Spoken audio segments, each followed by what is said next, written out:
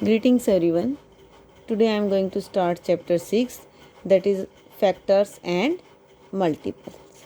Okay, let's start. Firstly, we study factors. Okay, we learn about factors. So what is factor beta? Factor is a number which completely divides the given number without leaving a remainder. Means factor is a number which divide completely, मतलब जैसे 2 है, 2 is a factor of 6, 2 is a factor of 6, 2 6 का factor है। हमें कैसे पता चला कि 2 से जब हम 6 को डिवाइड करेंगे तो रिमाइंडर हमारा 0 आएगा। क्या आएगा? हमारा रिमाइंडर 0 आएगा। तो फैक्टर किसी भी नंबर का फैक्टर वो होता है, वो नंबर होता है जो उसे कम्प्लीटली डिवाइड कर दे विदाउट लीविंग अ रिमाइंडर, मतलब कोई भी रिमाइंडर निकले बिना। ठीक है, या फिर आप यूँ समझ सकते हैं जो उसकी टेबल में आए, लेकिन टेबल आपने 10 तक लर्न कर रखी हैं। ठीक है, तो 10 तक तो आपको लर्न इजीली हो जाएंगी, लेकिन उससे आगे जैसे 2 10 20, यहाँ तक तो आप चेक कर लोगे, लेकिन उससे आगे तो आपको डिवाइड करके देखना पड़ेगा। ठीक है ना, तो इसलिए आप डेफिनेशन क्या याद रखेंगे कि फैक्टर क्या होता है? किसी भी नंबर का फैक्टर वो नंबर होता है जिससे अगर उसे डिवाइड करें तो रिमाइंडर हमारा 0 आए, यानी उसको वो कंप्लीटली डिवाइड कर दे, that is the factor of that number.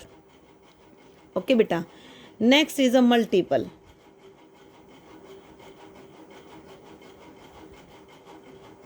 ठीक है, मल्टीपल क्या होता है? Multiple of a number is a number which obtained by multiplying the given number. मतलब किसी भी नंबर का multiple, for example 2 multiply 3 is equal to 6।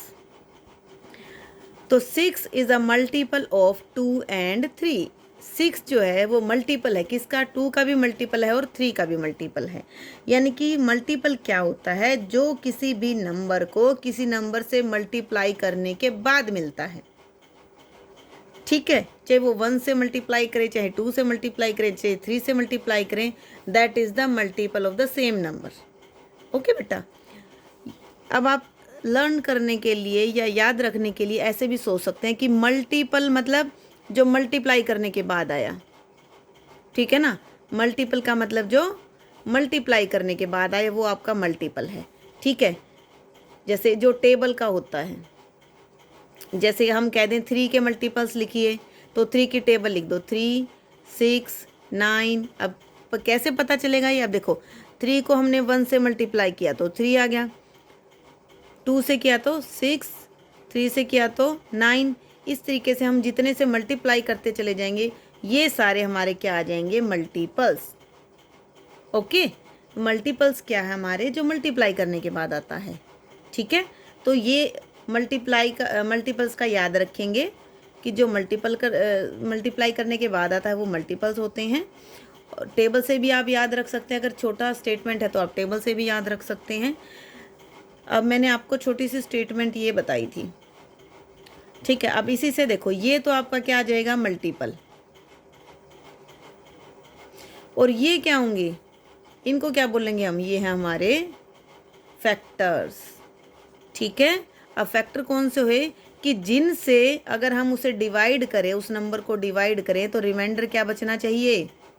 0। अगर 0 आता है तो ये इसके फैक्टर हैं, अदरवाइज फैक्टर नहीं है। समझ आई? ये दोनों चीज़ें बिल्कुल क्लियर होनी चाहिए बेटा। मल्टीपल होता है जो मल्टीप्लाई करने के बाद आता है।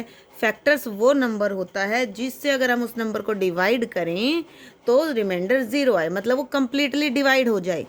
फैक्टर्स में डिवाइड होएगा वहाँ से, और मल्टीपल में वो मल्टीप्लाई करने के बाद आता है। ठीक है, क्लियर है?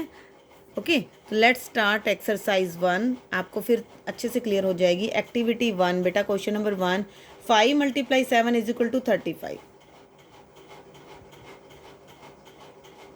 ठीक है, so 5 and 7 are dash of 35। जब हम इस तरीके से लिखते हैं तो ये क्या है? ये इस 35 के क्या हैं, अभी मैंने यहाँ पर आपको बताया 2 × 3 = 6, तो ये इस नंबर के क्या हैं, फैक्टर्स। तो 5 × 7 भी इस नंबर के क्या हो जाएंगे, फैक्टर्स। तो आप पेंसिल से अपनी बुक में लिख देंगे फैक्टर्स, ठीक है। Next is 11 × 8 = 88, so 88 is a dash of 11 and 8। जब हम इस तरीके से लिखते हैं तो 88 क्या है हमारा, अभी यहाँ पर मैंने आपको बताया कि जो मल्टीप्लाई करने के बाद आता है वो क्या होता है, इनका मल्टीपल। तो 88 हमारा क्या हो जाएगा बेटे, मल्टीपल, ठीक है। ये दोनों आप पेंसिल से बुक में ही लिख लेंगे। उसके बाद आता है क्वेश्चन नंबर 2 ए पार्ट, ठीक है। Right the first 4 multiples of 9। 9 के फर्स्ट 4, ध्यान रखें फर्स्ट है ये, फर्स्ट 4 मल्टीपल ऑफ 9 लिखना है बेटा। यानी कि 9 के फर्स्ट, देखो ऐसे लिख सकते हैं आप, 9 का 1 से कर दो, 2 से कर दो, 3 से कर दो, 4 से कर दो, आगे ना 4, क्योंकि 4 फर्स्ट पूछे तो फर्स्ट से ही शुरू कर दो, 1 2 3 4। 9 × 1 = 9, 18, 27, 36। तो कौन से हो गए 4 मल्टीपल्स, 9, 18, 27 और 36, मीन्स 9 की टेबल हो गई, ठीक है। क्लियर है आपको। उसके बाद बेटा सेकंड, ये आपको कॉपी में जिस तरह लिखने हैं मैं आपको दिखा देती हूँ। ये देखो आपने कॉपी में ऐसे लिखने हैं आप, मैं ये पेज सेंड भी कर दूँगी, ये देखिए, ठीक है। फर्स्ट क्वेश्चन आप बुक में करेंगे, सेकंड क्वेश्चन आप नोटबुक में करेंगे, लिख के द फर्स्ट 4 मल्टीपल ऑफ 9 की टेबल लिख देंगे, ठीक है। उसके बाद now start question number 2 B part. B part में क्या करें बेटे, राइट ऑल मल्टीपल ऑफ 11। 11 के मल्टीपल लिखने हैं, तो लिख देंगे मल्टीपल ऑफ 11। तो इसमें अलग बात क्या है, 11 की टेबल लिख दो, लेकिन इसने क्या कहा है साथ में, लेस देन 100, वो 100 से कम होने चाहिए, ठीक है बेटा। तो कौन कौन से आ जाएंगे 100 से कम वाले में, ये देखो 11, 22, 11 की टेबल लिख दो आप, लेकिन कहाँ तक, 99 तक, क्योंकि उससे आगे हम नहीं ले सकते, हमने 100 से कम का लेना है, क्लियर। अब नेक्स्ट देखेंगे, राइट और मल्टीपल्स ऑफ 4। 4 के मल्टीपल लिखने हैं, लेकिन साथ में कंडीशन क्या है, बिटवीन 30 and 60। 30 से ऊपर होने चाहिए, 60 से कम होने चाहिए, ठीक है। तो अब हम क्या करेंगे, ये 4 की टेबल शुरू कर देंगे, जहाँ से 30 से अबोव आता है, 30 से अबोव आता है 32, फिर 36, 40, 44, 48, 52, 56। इसमें देखो बेटा 4 का डिफरेंस आता जा रहा है, हर एक 4 का, क्योंकि हमने 4 का मल्टीपल लेना है ना, 4 का आता जाता है, 4 से मल्टीप्लाई करके जब तक कि 60 आए, 60 से पहले पहले तक के लेने हैं, ठीक है। क्लियर है इतना। उसके बाद डी पार्ट बेटा, list the first 10 multiple of 3 and 4। Simple सा है, 10 मल्टीपल ऑफ 3 लिख देंगे, 10 मल्टीपल ऑफ 4 लिख देंगे, मीन्स 3 की टेबल 10 तक लिख देंगे, फिर 4 की टेबल 10 तक लिख देंगे, क्लियर बेटा। उसके बाद हैं फाइंड द फैक्टर्स ऑफ 45। 45 के फैक्टर्स लिखिए। फैक्टर्स कौन से होते हैं अब आपको पता ही है, जिनको अगर हम उनको डिवाइड करें तो 0 आए, मतलब जैसे जिनसे वो डिवाइड हो जाए, हमने वो लिखना है, ठीक है। तो 45 देखो किस किस टेबल से डिवाइड हो जाता है, 1 से तो सारे ही होंगे, ठीक है, 1 से तो सारे, 1 तो सभी का होगा, ठीक है। उसके बाद 2 से 45 डिवाइड होता है, नहीं होता। 3 से होता है 45, यस। 4 से होता है, नहीं। 5 से, यस। उसके बाद 6, 7 से भी नहीं होता, फिर 9 से हो जाएगा।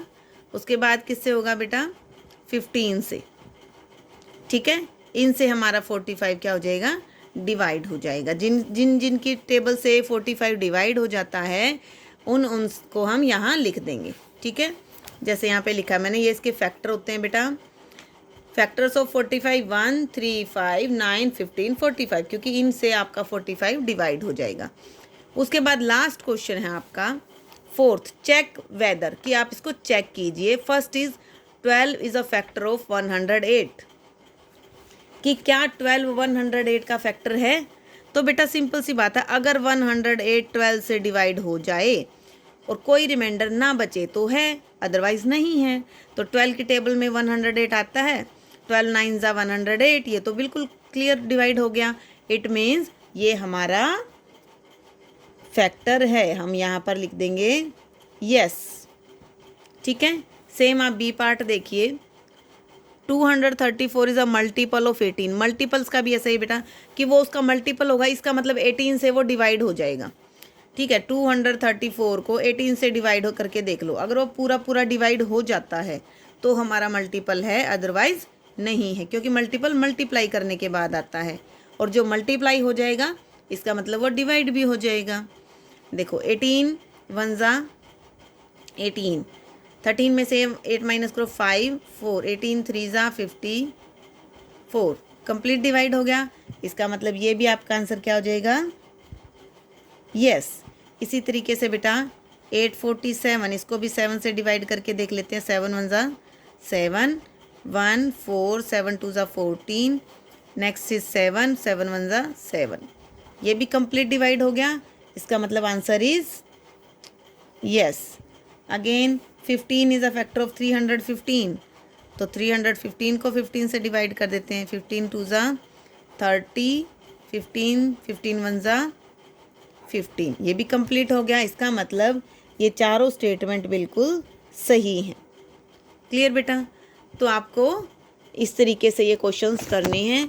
इसमें बेटे आपको ये देखो, क्वेश्चन नंबर 1 और क्वेश्चन नंबर 4, ये 2 क्वेश्चन तो आपको बुक में करने हैं, और question number 2 and 3 you have to do in your fair notebook. Okay, और करने किस तरीके से हैं वो भी मैंने आपको दिखा दिए हैं, आपने इस तरीके से क्वेश्चंस करने हैं। क्लियर?